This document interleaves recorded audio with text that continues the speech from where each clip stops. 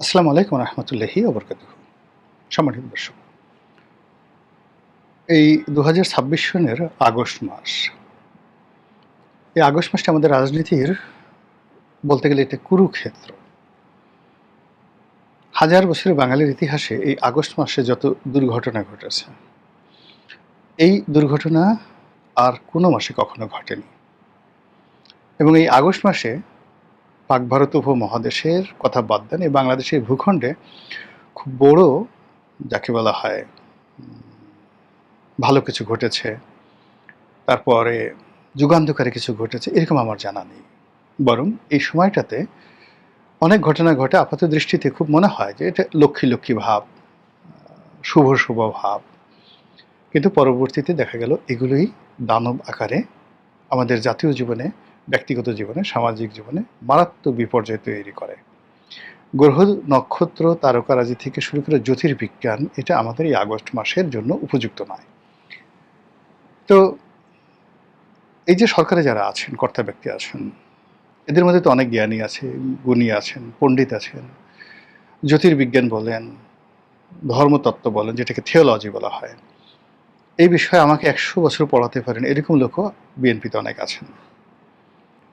এখন এই যে রাষ্ট্রপতি নির্বাচন, এটা কেন জুলাই মাসে করা হলো না বা সেপ্টেম্বর মাসে করা হলো না, এটি কেন আগস্ট মাসে করতে হবে? আবার আগস্ট মাসের ২১ তারিখে, এর আগে ২১শে আগস্টে গ্রেনেড হামলা হয়েছে, আমাদের একটা কুফা দিন। এই দিনেই কেন রাষ্ট্রপতি পদে মানে নতুন নিয়োগ দিতে হবে? এই ২১শে আগস্ট তারিখে, এই তারিখে কেন মন্ত্রী পরিষদ রদবদল করতে হবে, নতুনদেরকে মন্ত্রী বানাতে হবে, কয়েকজনকে বাদ দিতে হবে, দপ্তর পরিবর্তন করতে হবে? ফলে ঘুরে ঘুরে ওই যে ২১শে আগস্টের গ্রেনেড হামলা, ১৭ই আগস্টের বোমা হামলা, ১৫ই আগস্টের বঙ্গবন্ধু হত্যাকাণ্ড, ৫ই আগস্টের শেখ হাসিনার ক্ষমতাচ্যুতি থেকে শুরু করে বাংলাদেশের ম্যাসাকার, আপনি এর মধ্য থেকে কি এই আগস্ট মাসকে বাদ দিয়ে অন্য কিছু চিন্তা ভাবনা করতে পারছেন? বা এই সময়টিতে মানে এই যে রাষ্ট্রপতি পদে নতুন নিয়োগ দেওয়া হলো, মন্ত্রী পরিষদ চেঞ্জ করা হলো, এটা কি বেসিক্যালি কোনো সমস্যা সমাধান করবে না নতুন সমস্যা তৈরি করবে? প্রথমত সমস্যা তৈরি করবে। ফার্স্ট যে জিনিসটা বলি, মির্জা ফখরুল সাহেব অত্যন্ত ভদ্রলোক মানুষ, মার্জিত, সৃজনশীল, কিন্তু বিএনপির যে দলীয় রাজনীতিতে, সেই দলীয় রাজনীতিতে বেগম জিয়া তাকে পছন্দ করতেন এবং তিনি খুব ভালো করে কথা বলতে পারতেন এবং তার একটা ভালো গ্রহণযোগ্যতা ছিল। কিন্তু দলের মধ্যে সাংগঠনিকভাবে তার জমানাতে, তার নেতৃত্বে বাংলাদেশে কোনো একটা কমিটি হয়েছে, দলের মধ্যে তার ১০ জন মানে কট্টরপন্থী তার সমর্থক রয়েছেন, who can dominate the politics, এটা নেই। বরং পল্টন অফিসে গিয়ে, বিভিন্ন জায়গাতে গিয়ে তিনি দলের উগ্র নেতাদের হাতে বিভিন্ন সময় বা কর্মীদের হাতে বিভিন্ন সময় লাঞ্ছিত হয়েছেন। এই যে তার যে দুর্বিষহ অবস্থা, তিনি বহুদিন ভারপ্রাপ্ত ছিলেন, তারপর তাকে ভারমুক্ত করা হলো, কিন্তু শেষ সময়টা পর্যন্ত তার সাথে কখনো তারেক রহমান সাহেবের সাথে ভালো সম্পর্ক ছিল আমরা জানি না। তারেক রহমান সাহেব সহজত অনেকের সাথে ভদ্র ব্যবহার করেন, এটা আমরা বাইরে দেখি, কিন্তু ইন্টারনালি তারেক রহমান সাহেবের সঙ্গে মির্জা ফখরুলের কেমন সম্পর্ক, এটা দল যারা করেন তারা মোরলে সবাই জানেন। এবং কিছু ভিডিও এবং অডিও যে লিকেজ হয়েছে বিভিন্ন সময় এই দুজনের সাথে কথাবার্তা, মির্জা ফখরুল ভার্সেস তারেক রহমান সাহেবের নিজের কথাবার্তা, আর মির্জা ফখরুল সাহেবের সম্পর্কে তারেক রহমান সাহেব অন্য নেতাদের সাথে যে কথাবার্তা বলেছেন, তার প্রেক্ষিতে তাকে প্রেসিডেন্ট পদে মনোনয়ন দেওয়া এটা কোনো পুরস্কার নয়, তাকে আলবিদা বলা, তার কার্যকারিতা, গ্রহণযোগ্যতা এবং তার দ্বারা এই দলের যে উপকার, এটাকে আলবিদা বলে দেওয়া। দিস ইজ ওয়ান, এর বাইরে অন্য কোনো সমীকরণ হতে পারে না।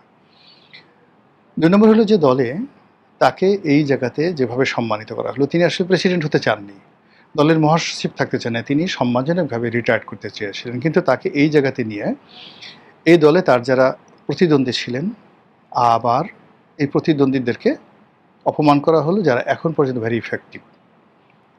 ২ নম্বর হলো যে যারা তার পন্থী ছিলেন, তাকে যারা পছন্দ করতেন, তো এই পছন্দ যারা মানুষগুলো আছেন, তারাও এখন আর কোনো দলের যে কার্যক্রম, সেই কার্যক্রমে আগের মতো অ্যাক্টিভ থাকতে পারবেন না। মহাসচিবপন্থী যারা আছেন, আপনারা জানেন যে কোনো অবস্থাতেই সালাউদ্দিন সাহেবের সাথে রিজভী সাহেবের সাথে সম্পর্ক ভালো আছে আমার জানা নেই। রিজভী সাহেবের সঙ্গে ডক্টর মোশাররফ, রিজভী সাহেবের সঙ্গে রুহুল কবির, রিজভী সাহেবের সঙ্গে মির্জা ফখরুলের ভালো সম্পর্ক আমরা কেউ বলতে পারবো না। ফলে কি হলো, এই যে বিএনপির সাংগঠনিক ক্ষমতা, এই ক্ষমতার ক্ষেত্রে মির্জা ফখরুলের অনুপস্থিতি যে শূন্যতা তৈরি করেছে, সেই শূন্যতার সঙ্গে সঙ্গে বেশ কিছু সমস্যা নিয়ে আসবে। আবার সেখানে তাকে যে রাষ্ট্রপতি পদে বসানো হয়েছে, বসানো হওয়ার ফলে যে মানুষগুলো রাষ্ট্রপতি পদে যাওয়ার জন্য উদ্গ্রীব ছিলেন, এই মানুষগুলো মনে মনে তারা অত্যন্ত শক্তিশালী অ্যাট দিস মোমেন্ট। আমি নাম বললাম না, অন্তত পক্ষে ১ ডজন নেতা আছেন যারা কোনো অবস্থাতেই মির্জা ফখরুলের রাষ্ট্রপতি হওয়াটাকে পছন্দ করতে পারেনি। তাদের দলের মধ্যে ক্ষমতা আছে, দলের বাইরে ক্ষমতা আছে, মিডিয়ার উপর তাদের প্রভাব প্রতিপত্তি আছে। ফলে এই মানুষগুলো কোন ফাঁক দিয়ে কী বলবে, কী করবে না করবে, আলটিমেটলি সেটা দলের বাইরে চলে যাবে। এরপরে আসেন মন্ত্রী। এখন এখানে মন্ত্রী হিসাবে যাদেরকে নেওয়া হয়েছে, প্রথমত স্বাগতম, কিন্তু এটা দলের যারা সাধারণ খেটে খাওয়া মানুষ, এটা কোনো অবস্থাতেই তারা এইটা সহজভাবে নিচ্ছে না। তারেক রহমান সাহেবের যত ভালো লাগুক না কেন, সে জুনায়েদ সাকিকে নিয়েছে, নুরুকে নিয়েছে, পার্থকে নিয়েছেন, এরকম অনেককে নিয়েছেন, খলিলুর রহমান সাহেবকে নিয়েছেন, হুমায়ুন কবিরকে নিয়েছেন, তারপর যেগুলো দলের বাইরে লন্ডন থেকে নিয়ে আসছেন অন্যান্য যারা আছেন, তার যতই ভালো লাগুক না কেন বিএনপি নেতা কর্মীরা তাদেরকে একদম পছন্দ করেন না। এই পার্থ এবং নুরু তারা যদি, বা রাশেদ, তারা যদি কলিজা ভুনা করে তারপরে সিঙ্গারা বানিয়ে নিজের হাতে বিএনপির নেতাকর্মীদেরকে খাওয়ায়, তবু তারা বিএনপির যাকে বলা হয় মন পাবে না। পার্থ তার নির্বাচনী এলাকায় ভোলাতে জনপ্রিয় ব্যক্তিগতভাবে তার বাবার কারণে, তার নিজের কারণে, কিন্তু সাংগঠনিকভাবে বিএনপির যে পুরো শক্তিটা আর আওয়ামী লীগের যে পুরো শক্তিটা, তাকে যে কোনোভাবে অপদস্থ করার জন্য বিএনপি আওয়ামী লীগ ওখানে এক, ভোলাতে এক। তারা পার্থকে ছোট করার জন্য একই কাজ করবে।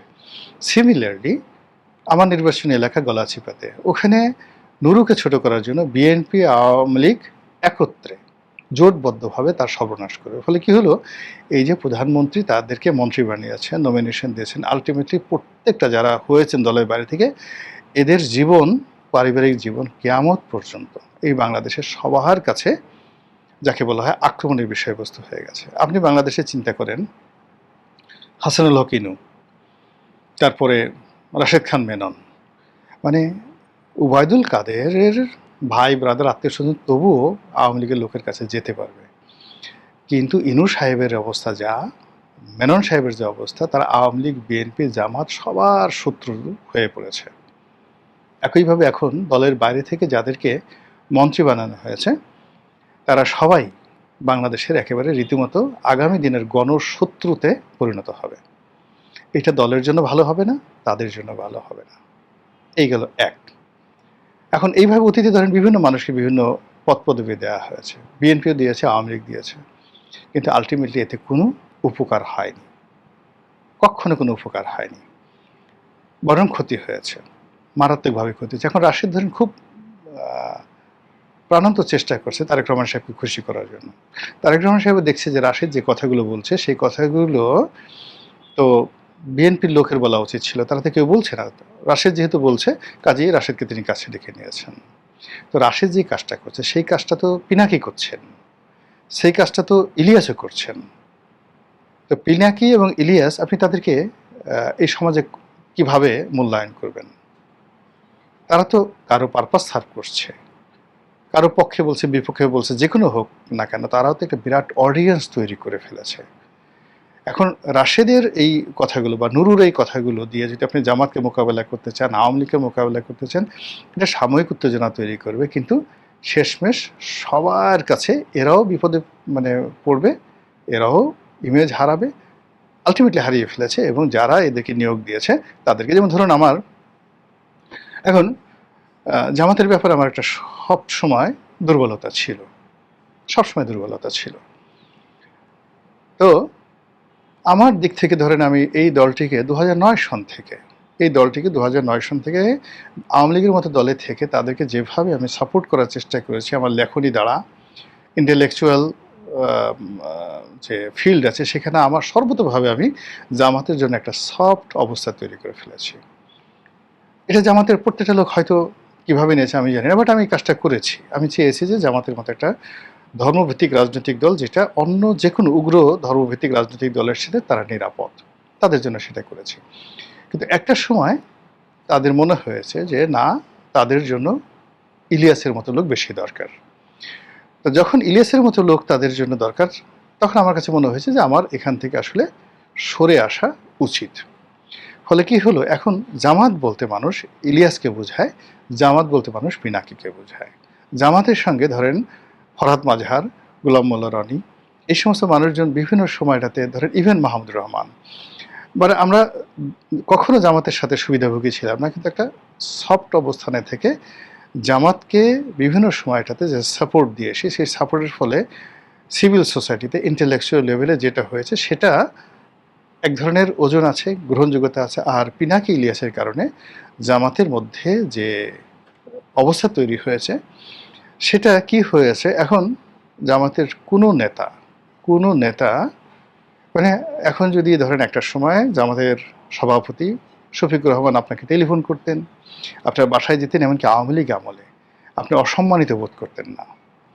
কিন্তু এখন তারা সবাই এমন একটা অবস্থা হয়ে গেছে যে এদের সঙ্গে কেউ যদি টেলিফোন করেন, কথাবার্তা বলেন, আপনি কোনো অবস্থাতেই তাদের সঙ্গে একত্রে বসতে যদি সভ্য সমাজের হন আপনি স্বচ্ছন্দ বোধ করবেন না, এরকম অবস্থাটা তৈরি হয়ে গেছে।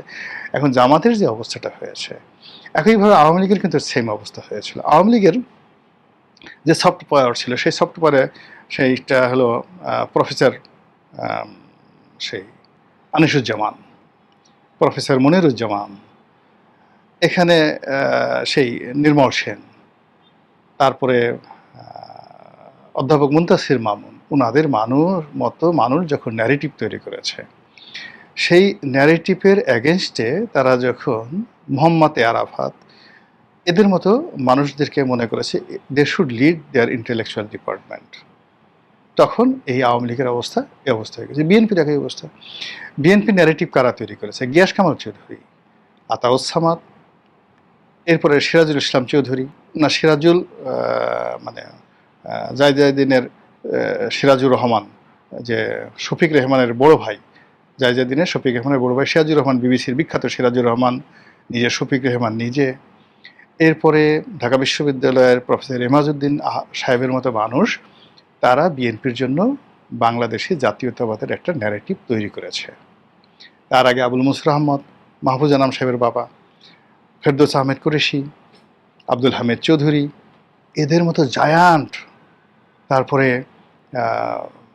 সেখানে মশিউর রহমান জাদু মিয়ার মতো পলিটিক্যাল পার্সোনালিটি, আতাউর রহমান সাহেবের মতো পলিটিক্যাল পার্সোনালিটি, শাহ মানে মানে কি বলে শাহ মোয়াজ্জেম সাহেবের মতো, মানে অল অফ দ্য জিনিয়াস, তারা এর পলিটিক্যাল উইংস, এর যে রাজনৈতিক উইংস, যেটা পলিটিক্যাল উইংস, এর যে সাংগঠনিক যে দিকগুলো রয়েছে, বি চৌধুরীর মতো মানুষ তৈরি করেছে। এখন সেই জায়গাটা যদি এখন আপনি ট্রান্সফর্ম করে অপারেশন করে নুরু, রাশেদ, জুনায়েদ সাগি, পার্থ, ববি হাজ্জাজ এদের হাতে ছেড়ে দেন, জাস্ট ওয়েট 1 or 2 month, তাহলে আপনি বুঝতে পারবেন যে কী ধরনের মারাত্মক যে বিপর্যয়, সেই বিপর্যয়ের মধ্যে বিএনপিকে যেতে হবে, যেভাবে অতীতের সব জায়গাতে হয়েছে।